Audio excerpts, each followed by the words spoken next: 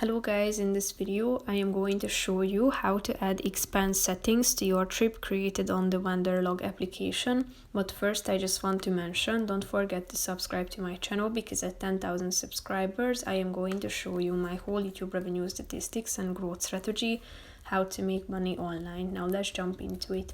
First of all, open the application on your phone. Then you should tap on the profile button down below in the right side corner of the screen. After that, tap on trip plans and select your trip. Tap on it and then click on the more button next to the share icon at the top.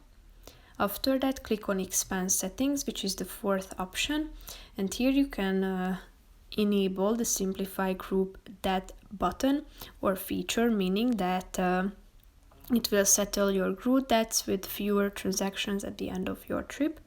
You can enable it, and below you can set the currency, which is now set to US dollar, but you can also use the search bar to find your currency or scroll down and select the currency of your preferences. Tap on it and it will be changed automatically. So that's pretty much it for this video, guys. See you in the next one. Bye bye.